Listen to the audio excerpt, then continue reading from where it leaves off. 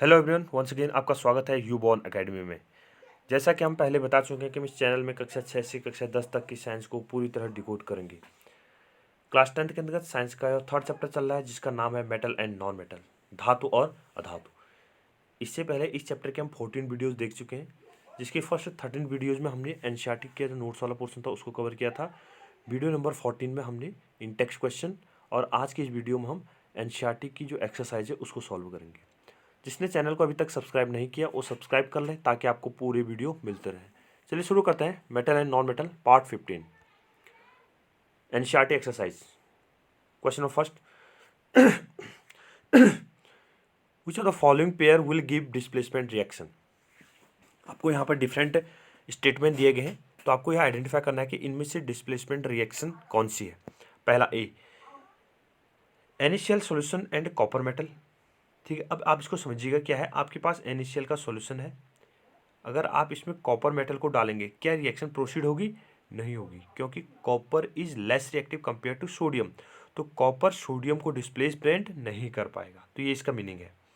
दूसरा option, magnesium chloride solution and aluminium metal, ये भी नहीं हो पाएगी क्योंकि मैग्नीशियम ज़्यादा रिएक्टिव है, एल्यूमिनियम कम रिएक्टिव है। Ferrous sulphate solution and silver metal, ये भी नहीं होगा। Silver nitrate solution and copper metal, तो ये वाली रिएक्शन क्या है? पॉसिबल है। EgNO3 plus Cu is equal to क्या बनेगा? कॉपर का नाइट्रेट बनेगा CuNO3 का होल ट्वाइस। ठीक है, ये वाला रिएक्शन क्या होगा हमारे पास? पॉसिबल हो जाएगा। और सिल्वर क्या हो जाएगा यहाँ से हम अलग कर लेंगे। तो option number D is the correct answer. Question second, which of the following method is suitable for preventing an iron frying pan from rusting? Applying greases, applying paint, applying a coating of zinc, all of the above. ठीक है, तो हमारे पास क्या होगा? Iron को prevent करना है। ठीक है, तो हमारे पास सुटेबल मेथड कौन सा है? Applying a coating of zinc. ठीक है, उसमें हम जिंक की परत को क्या करेंगे? चढ़ा देंगे, तो उससे क्या होगा? जो रस्टिंग है, ठीक है, फ्राइंग पैन, तो उसको क्या कर सकते हैं? हम रस्ट से बचा सकते हैं। Question number 3, an element react with oxygen to give a compound with a high melting point. This compound is also soluble in water, the element is likely to be. ठीक है, तो इसको आप जो ऑप्शन है, मतलब एक एलिमेंट है जो ऑक्सीजन से बहुत ज़्यादा रिएक्टिव है, जिसका मेल्टिंग पॉइंट, उसके बाद जो कंपाउंड बनेगा वो बहुत ज़्यादा मेल्टिंग पॉइंट वाला होगा। This compound is also soluble in water, जो पानी में घुलनशील भी है। तो उस कंपाउंड को आपको, एलिमेंट को क्या करना है? आपको पहचाना है। तो इसका जो करेक्ट ऑप्शन है वो क्या होगा हमारे पास? कैल्शियम। ठीक है, क्योंकि कार्बन का जो ऑक्साइड होगा वो उतना ज़्यादा मेल्टिंग पॉइंट नहीं होगा, सिलिकॉन का भी नहीं होगा, आयरन का भी नहीं होगा, क्योंकि आयरन का होगा तो सही, लेकिन वो क्या होगा? पानी में सॉल्युबल नहीं होगा। तो ये सारी कंडीशन को फुलफिल कौन कर रहा है? Calcium. Question 4, food cans are coated with tin and hot, not with zinc, because zinc is costlier than tin. Zinc has a higher melting point than tin. Zinc is more reactive than tin. Zinc is less reactive than tin. ठीक है, तो इसका जो correct option होगा वो क्या होगा? Option number 3, fourth का सी। तो zinc is more reactive than tin. Question 5, you are given a hammer, a battery, a bulb, wires and a switch. ठीक है, तो ये आपको डिफरेंट टूल्स दिए गए हैं, तो इन टूल्स की सहायता से आपको कुछ क्वेश्चन के आंसर देने हैं। तो पहला क्वेश्चन आपके पास A, how could you use them to distinguish between samples of metal and non metal. तो इनके आधार पर आप कैसे आइडेंटिफाई करेंगे कि जो आपको दिया हुआ सब्सटेंस है वो मेटल है या नॉन मेटल है? आंसर देखिएगा, with the hammer we can beat the sample, and if it is can be beaten into thin sheets, that is it is malleable, then it is a metal, otherwise a non metal। ठीक है, आपको क्या दिया गया? Hammer दिया गया। Hammer से उस मेटल को आप क्या करेंगे? बीट करेंगे, उसको क्या करेंगे? उसके ऊपर मारेंगे। अगर वो सीट के रूप में ढाल दिया जाएगा, ढाल दिया गया, तो इसका मतलब क्या होगा? वो क्या अपने आप में धातु है, ठीक है, मेटल होगा। अदरवाइज क्या होगा? Non metal. Similarly we can use the battery, bulb, wires and a switch to set up a circuit with the simple sample. ठीक है, आप क्या करेंगे? इस सैंपल से, जो आपको दिए गए सैंपल है, ठीक है, उस सैंपल से क्या करेंगे? एक इलेक्ट्रिक सर्किट तैयार करेंगे। उसमें अगर इलेक्ट्रिक करंट फ्लो हुआ तो इसका मतलब क्या होगा? गिवन जो सब्सटेंस था वो मेटल था। If the sample conduct electricity then it is metal और अदरवाइज नॉन मेटल। ठीक है, उसमें विद्युत धारा बहेगी तो धातु होगा, अदरवाइज अधातु होगा। बी है आपके लिए, assess the usefulness of this test in distinguish between metals and non metals. ठीक है। तो नॉन मेटल और मेटल जो होंगे उसमें क्या महत्वपूर्ण है, ठीक है, इन जो टेस्ट दिए गए तो क्या महत्वपूर्ण, तो आपको देना है, उसके बारे में एसेस करना है। The above test are useful in distinguishing between metal and non metal as the based on their physical properties. जो ऊपर हमने टेस्ट की कौन कौन से, ये कहा था आपको, हैमर दिया गया था, बल्ब हो गया, इलेक्ट्रिक वायर हो गया, अगर उसमें करंट फ्लो हो रहा है नहीं हो रहा है, उसको थिन शीट के रूप में ढाला जा रहा है नहीं डाला जा रहा है। तो इससे आपको क्या असेसमेंट होता है कि जो ये प्रॉपर्टीज है ये मेटल की कौन सी होंगी, फिजिकल प्रॉपर्टीज होंगी, ठीक है, धातु की क्या है, भौतिक गुणधर्म है। No chemical reaction are involve in this test, ठीक है, इसमें कोई भी केमिकल रिएक्शन प्रोसीड नहीं होगी।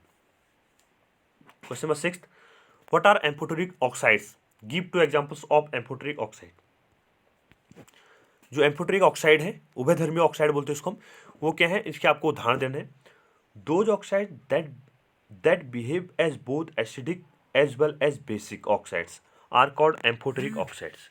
यानी ऐसे ऑक्साइड जो एसिडिक और बेसिक दोनों नेचर के होते हैं तो उसे क्या बोलते हैं, हम एम्फोटेरिक ऑक्साइड बोलते हैं। एग्जाम्पल हमारे पास एल्यूमिनियम का ऑक्साइड और जिंक का ऑक्साइड। यानी एल्यूमिनियम ऑक्साइड को अगर आप एसिड से रिएक्शन करेंगे तो उससे भी रिएक्शन कर लेगा, और बेसिक सॉल्यूशन से रिएक्शन कराएंगे तो उससे भी आसानी से रिएक्शन कर जाएगा।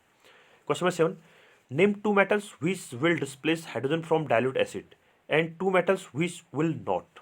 आपको दो धातुओं के नाम लिखने हैं जो डाइल्यूट एसिड से रिएक्शन करेंगे, जैसे H2SO4 है, HCl है, उनसे रिएक्शन करेंगे तो हाइड्रोजन गैस प्रोड्यूस करेगा, ठीक है। और दो ऐसे धातुओं के नाम लिखने हैं जिससे हाइड्रोजन गैस प्रोड्यूस नहीं करेंगे। तो आपको याद होगा हाइड्रोजन से ऊपर वाले जो धातु होंगे वो मोर रिएक्टिव होते हैं, तो हाइड्रोजन एसिड से रिएक्शन करने के बाद वो मेटल एटम एसिड से रिएक्शन करने के बाद हाइड्रोजन गैस को डिस्प्लेस कर देंगे। लेकिन हाइड्रोजन से जो नीचे होते हैं रिएक्टिविटी सीरीज में, तो वो मेटल एटम एसिड से रिएक्शन करने के बाद हाइड्रोजन गैस प्रोड्यूस नहीं करते। Metal that are more reactive than hydrogen displace it from dilute acid, for example sodium, potassium, ठीक है, जिंक हो गया, कैल्शियम हो गया, एल्यूमिनियम हो गया। तो ये सारे क्या कर सकते हैं, एसिड से रिएक्शन करने के बाद हाइड्रोजन गैस प्रोड्यूस कर सकते हैं। Metals that are less reactive than hydrogen do not displace it. जो मेटल एटम क्या होगा, हाइड्रोजन से कम रिएक्टिव होगा, वो हाइड्रोजन गैस को डिस्प्लेस नहीं कर पाएगा, ठीक है। जैसे कॉपर हो गया, सिल्वर हो गया, गोल्ड हो गया, तो ये मेटल एटम क्या होता है, इनकी रिएक्टिविटी हाइड्रोजन से क्या होती है, कम होती है, तो ये हाइड्रोजन गैस प्रोड्यूस नहीं करेंगे। In the electrolytic refining of a metal M, what would you take as the anode, the cathode and the electrolyte। ठीक है, आपको इलेक्ट्रोलाइटिक रिफाइनिंग करना है तो उसमें आप मेटल किसका एनोड बनाओगे, किसका कैथोड बनाओगे और कौन से इलेक्ट्रोलाइटिक सॉल्यूशन बनाओगे। In the electrolytic refining of a metal M, ठीक है, कोई मेटल M है, M इट में भी क्या हो सकता है, M इक्वल टू सोडियम हो सकता है, पोटेशियम हो सकता है, कॉपर हो सकता है, ठीक है, एल्यूमिनियम हो सकता है, तो कोई भी धातु हो सकता है। ये जनरल मेटल एटम की बात कर रहे हैं। एनोड जो बनेगा इम्प्योर मेटल एटम का बनेगा, ठीक है। आपको याद होगा इलेक्ट्रोलाइटिक रिफाइन होता है, दो हम क्या लेते हैं, इस ढंग से व्हीकल लेते हैं, इसमें एक सॉल्ट ब्रिज का यूज़ करते हैं, एनोड बनाते हैं, कैथोड बनाते हैं, ठीक है। तो इसमें इलेक्ट्रिसिटी, फिर इसको इलेक्ट्रिसिटी पास करते हैं इसमें, ठीक है। तो एनोड और कैथोड इस ढंग से एक सेटअप तैयार किया जाता है। तो इम्प्योर मेटल एटम का क्या होगा, एनोड बनेगा, और जो कैथोड होगा वो thin strip of pure metal, उसी धातु के जो प्योर फॉर्म होगा उसका क्या बनाते हैं, हम कैथोड बनाते हैं। इलेक्ट्रोलाइटिक जो सोल्यूशन होगा वो solution of salt of the metal M, ठीक है, उसी मेटल का क्या होगा, इलेक्ट्रोलाइटिक सोल्यूशन होगा।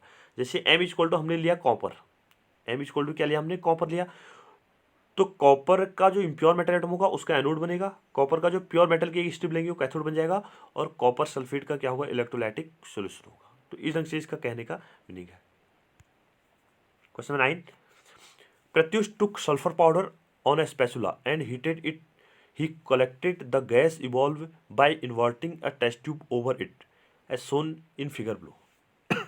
एनसीईआरटी में एक डायग्राम दिया ठीक है, तो उसकी बेस पे क्या करना है, आपको कुछ ऑब्जर्वेशन यहाँ पर देने हैं।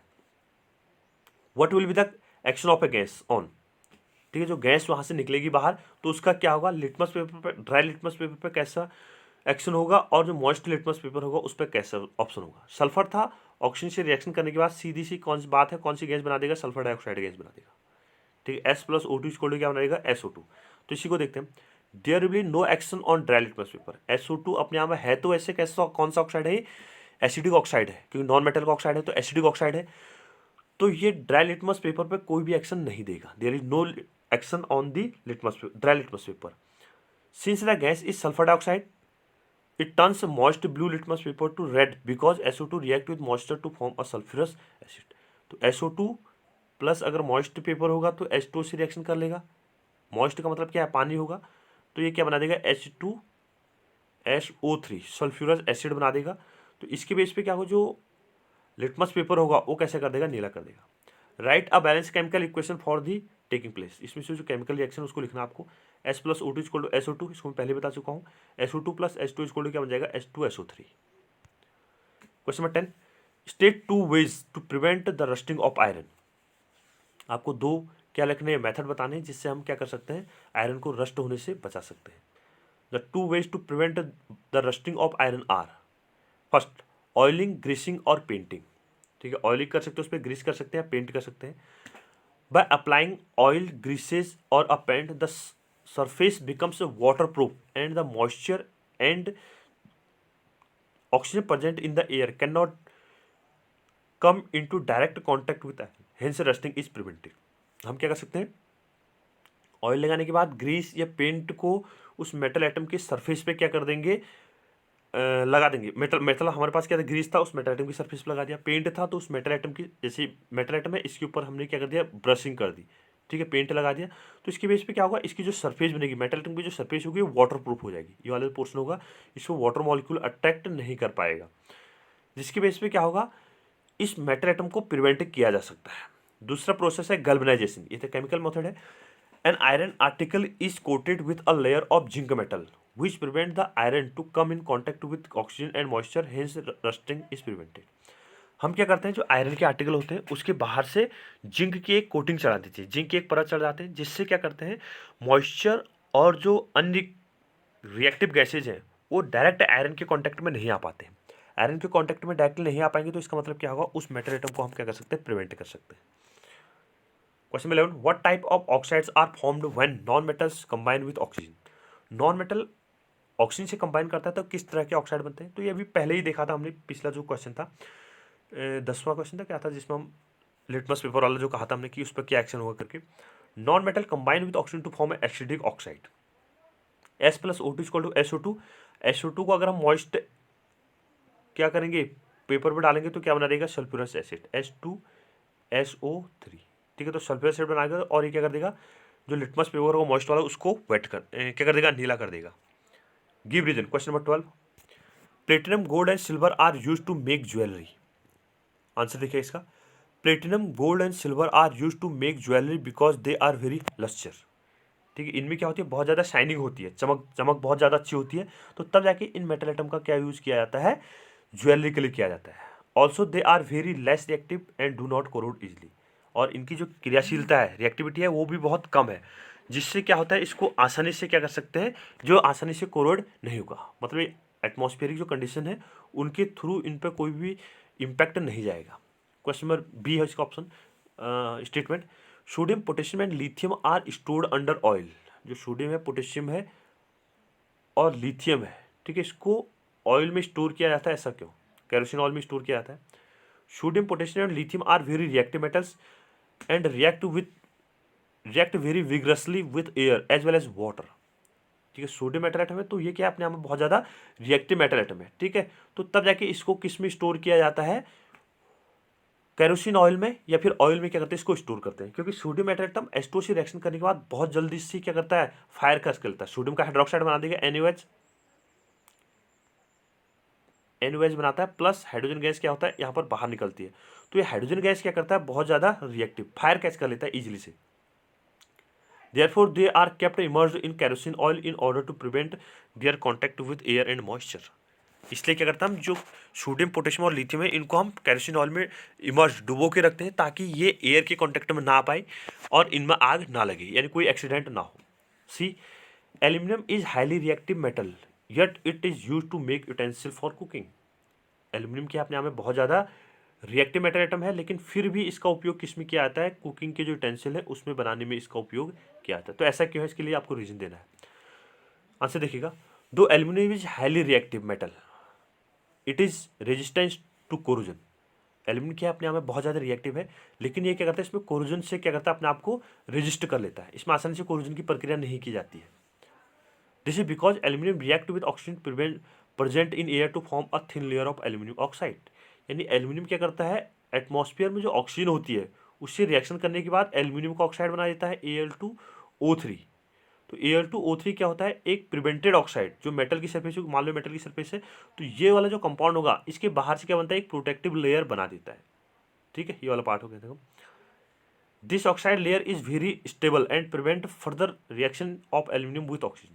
तो ये क्या करता है, ऑक्साइड अब क्या वो प्रोटेक्टिव लेयर बनेगी तो फर्दर एल्यूमिनियम जो ऑक्सीजन से कांटेक्ट में आएगा उसको, एल्यूमिनियम को ऑक्सीजन के कांटेक्ट में आने से बचाता है। Also it is light in weight and a good conductor of heat, hence it is use to make cooking utensil. ठीक है, एल्यूमिनियम के अपने आप में बहुत ज़्यादा लाइट वेटेड है और हीट का अच्छा कंडक्टर भी है, तो तब जाके क्या बनाते हैं, इसका यूटेंसिल बनाते हैं। D, carbonate and sulphide ores are usually converted into oxides during the process of extraction. जो भी सल्फाइड ओर होते हैं और जो कार्बोनेट ओर होते हैं तो उनको हम ऑक्साइड ओर में बदलते हैं। ठीक है, तो इसके पीछे क्या रीजन होता है ना, याद होगा आपको, कार्बोनेट ओर जैसे हमारे पास ZnCO3, तो इसको क्या करते हैं हम कैल्सिनेशन के थ्रू, याद आ रहा होगा कैल्सिनेशन, तो क्या बनाते हैं हम ZnO+CO2, तो कैल्सिनेशन की रिएक्शन है। ठीक है, जैसे हमारे पास PbS है प्लस O2, ये रोस्टिंग की रिएक्शन है, PbS प्लस O2, इसको लेकर बनेगा PbO प्लस SO2 या PbO2 भी बन सकता है। ठीक है, तो अलग अलग कंपाउंड यहाँ पर फॉर्म किए जाते हैं। लेड का ऑक्साइड या मर्क्यूरस का ऑक्साइड जो भी होंगे या कॉपर का ऑक्साइड बनाते हैं। Carbonate and sulphide ores are usually converted into oxide ore during the process of extraction because metals can be easily extracted from their oxides rather than their carbonate and sulphide ores. जो carbonate ore है और sulphide ओर है उनको हम oxide ओर में इसलिए बदलते हैं ताकि उससे मेटल एटम को हम इजीली से प्राप्त कर सकें। क्योंकि एक एलिंगम डायग्राम होता है, क्लास 12 में पढ़ोगे तो उसमें वो एक्सप्लेन करता है कि कैसे किन मेटल एटम को हम आसानी से उनके ऑक्साइड से एक्सट्रैक्ट कर सकते हैं। ठीक है, तो ये क्या था हमारे पास, डेल्टा है। ठीक है, तो हम ऑक्साइड ओर में बदलते हैं ताकि उनका रिडक्शन आसानी से किया जा सके। सल्फाइड ओर का रिडक्शन आसानी से नहीं किया जा सकता है। Question number 13, you must have been transit copper vessel being cleaned with lemon or tamarind juice. Explain why these sharp substances are effective in cleaning the vessel. आपने देखा होगा जब भी कॉपर वेसल्स होते हैं या अन्य कोई सब्सटेंस बर्तन होंगे इस तरह के, तो उनको हम नींबू से या फिर जो टैमरिंड जूस होगा उससे साफ करते हैं। तो इसके पीछे क्या कारण है, इनकी सफाई कैसे की जाती है, क्यों की जाती है इन सब्सटेंसेस से, तो आपको रीजन देना है। आंसर देखिएगा, copper react with moist carbon dioxide in the air to form a carbonate, copper carbonate. Copper क्या करता है, एटमॉस्फेयर में जो कार्बन डाइऑक्साइड है उससे रिएक्शन करने के बाद कॉपर का कार्बोनेट बना देता है। And as a result copper vessel loses its shiny brown surface forming a green layer of copper carbonate.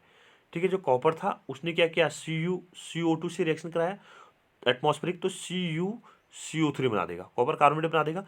अब ये कॉपर कार्बोनेट क्या होता है, इसकी वजह से जो कॉपर के बर्तन होते हैं उस पर शाइनिंग क्या हो जाती है, कम हो जाती है। ठीक है, उसकी लेयर से बाहर से चढ़ जाएगी परत जैसी, तो उसको हरा कलर दे देता है।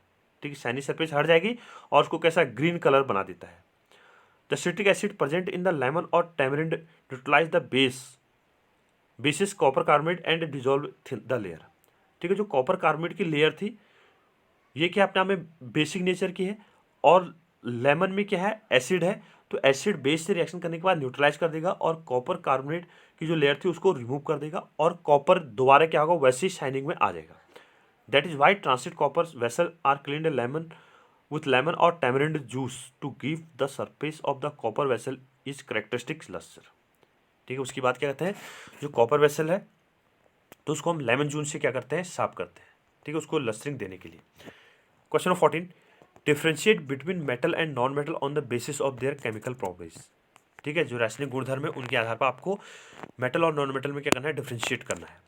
फर्स्ट देखिएगा, metal are electropositive, non metal are electronegative. ठीक है, मेटल है जैसे सोडियम था तो सोडियम ने इलेक्ट्रॉन लॉस किया तो Na पॉजिटिव बना दिया, ठीक है, प्लस इलेक्ट्रॉन, तो ये क्या होगा, इलेक्ट्रोपॉजिटिव बन गया। ठीक है, जबकि नॉन मेटल क्या होते हैं, अपने आप में इलेक्ट्रोनेगेटिव होते हैं। जैसे हमारे पास क्या था, Cl है। ठीक है, तो Cl को क्या करेंगे हम, यहाँ देखिएगा Na को हम रिमूव कर देते हैं, तो Cl था हमारे पास, मान लो Cl प्लस इलेक्ट्रॉन एक्सेप्ट कर देगा तो ये क्या बना देगा, Cl नेगेटिव बना देगा। तो ये इलेक्ट्रोनेगेटिव नेचर के होते हैं। दूसरा, they react with oxygen to form basic oxide. ठीक है, मेटल था Na, तो Na plus O2 is equal to क्या बना देगा, Na2O। तो इसका ऑक्साइड का नेचर क्या होगा, बेसिक नेचर का होगा। मेटल के ऑक्साइड क्या होते हैं, बेसिक, जबकि नॉन मेटल के जो ऑक्साइड होते हैं वो क्या होते हैं, एसिडिक। तो S+O2 इज इक्वल टू क्या बना दिया, SO2। तो ये क्या अपने आप में एसिडिक ऑक्साइड है। तीसरा देखिएगा, they react with water to form oxides and hydroxide. ठीक है, मेटल एटम क्या होते हैं, धातु से reaction, sorry metal oxide water से रिएक्शन करने के बाद हाइड्रोक्साइड, ठीक है, ऑक्साइड्स फॉर्म करते हैं वाटर से रिएक्शन करने के बाद। सब metals react with cold water, some with hot water and some with steam. इनमें से रिएक्टिविटी सबकी अलग अलग होती है। तो कुछ धातु क्या होते हैं, ठंडे पानी से भी रिएक्शन कर देते हैं, कुछ धातु गर्म पानी से रिएक्शन करते हैं, और कुछ धातु क्या होते हैं, स्टीम, जो क्या होती है भाप होगी, उससे भी रिएक्शन करते हैं। जैसे sodium plus H2O, Na plus H2O is equal to क्या बनेगा, NaOH। ठीक है, तो NaOH क्या अपने आप में बेसिक है। तो ये कोल्ड वाटर होगा, चाहे कोई मॉइस्चर भी होगा तो उससे भी रिएक्शन कर जाता है। जबकि आयरन है, आयरन क्या होगा, स्टीम से रिएक्शन करता है। ठीक है, तो ये कहते हैं रिएक्टिविटी।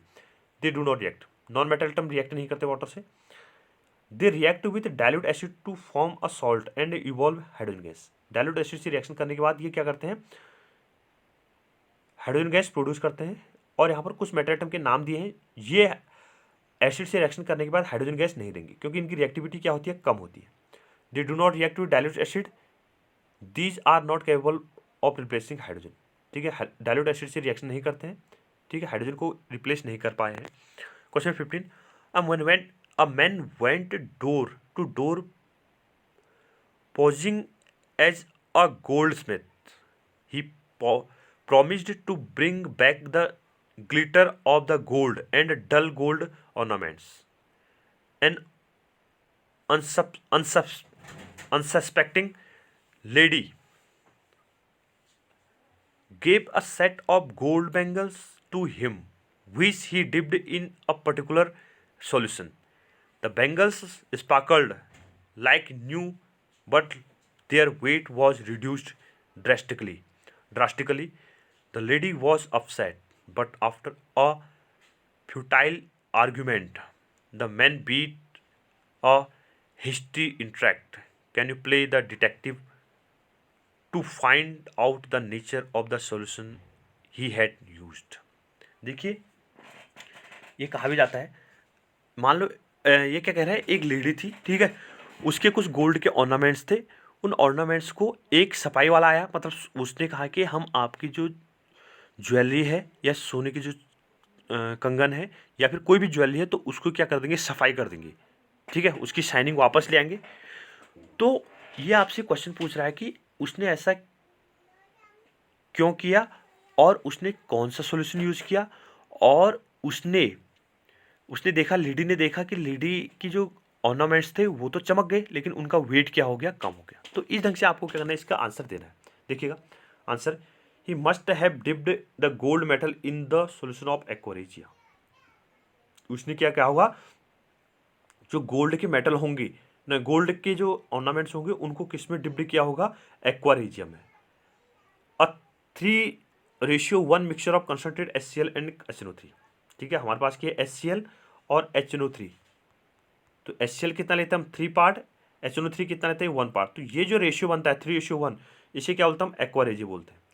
एक्वारेजिया जो fuming highly corrosive liquid, aqua regia के अपने नाम में फ्यूमिंग, इसमें क्या उनके कुछ लगातार फ्यूम्स निकलते हैं, धुआं जैसा निकलता है, और अपने आप में क्या बहुत ज़्यादा कोरोजिव नेचर का है। It dissolve gold in it, ये क्या करते हैं, सोने को भी अपने आप में घोल देता है। मतलब गोल्ड के ऑर्नामेंट्स इस सॉल्यूशन में डालेंगे तो गोल्ड क्या हो जाएगा, इसमें घुल जाएगा, मतलब उसका वेट क्या होगा, डिजॉल्व हो जाएगा, वेट क्या होगा, कम होने लग जाएगा। After dipping the gold ornaments in aqua regia, the outer layer of the gold gets dissolve and the inner shiny layer appears. ठीक है, मतलब जो सोना था, गोल्ड था, उस गोल्ड की जो बाहरी लेयर थी, इसको तो क्या कर दिया, उस एक्वारेजिया ने अपने आप में घोल दिया। अब बाहर से लेयर, एक लेयर अलग हट गई, तो इसका मतलब क्या होगा, अंदर की जो शाइनी सरफेस होगी बाहर आ जाएगी। That is why the weight of gold ornaments reduced. इससे क्या होगा, जो गोल्ड के जो ऑर्नामेंट्स थे उनका वेट क्या हो गया, कम हो गया। ठीक है, तो एक्वारेजिया अ मिक्सचर, ठीक है, किसका, HCl, 3 part HCl and 1 part HNO3। तो इसमें कोई भी ऑर्नामेंट्स होंगे तो ये सबको क्या करता है, अपने आप में घोल देता है। Question number 16, give reason why copper is use to make hot water tanks and not steel an alloy of iron. ठीक है, कॉपर इज यूज, कॉपर का उपयोग क्यों किया जाता है, हॉट स्टील के टैंक बनाने होते हैं, ठीक है, जबकि स्टील का उपयोग नहीं किया जाता है। Copper does not react with cold water, hot water और स्टीम। ठीक, कॉपर क्या होता है, अपने आप में बहुत ज़्यादा क्या है, अपने आप में बहुत ज़्यादा रेजिस्टेंस मेटल है, मतलब आसानी से जो ये सब्सटेंस देंगे ठंडा पानी, गर्म पानी या भाप के साथ रिएक्शन नहीं करता है। ठीक है, रिएक्टिव है, स्टेबल मेटल एटम है। However iron react with steam if the hot water tanks are made of steel and iron of an alloy of iron, then iron would react vigorously with the steam formed from hot water। ठीक है, iron क्या है, steam से reaction कर लेता है, steam से reaction करने के बाद हाइड्रोजन गैस निकाल देता है। तो आपका जो बर्तन होगा, बर्तन ही रिएक्ट कर गया तो आप पानी कैसे स्टोर करोगे उसमें। ठीक है, तो ये अलग प्रश्न है। That is why copper use to make a hot water tanks and not steel. इसलिए क्या करता है, हॉट वाटर जो टैंक होते हैं उसमें कॉपर का उपयोग करते हैं, स्टील का उपयोग नहीं किया जाता है। ठीक है, तो ये हमारे पास यहाँ पर chapter 3 metal and non metal complete होता है। इसके बाद हम अगला चैप्टर को जारी करेंगे। Thank you. वीडियो को लाइक कीजिए, शेयर कीजिए और सब्सक्राइब कीजिए।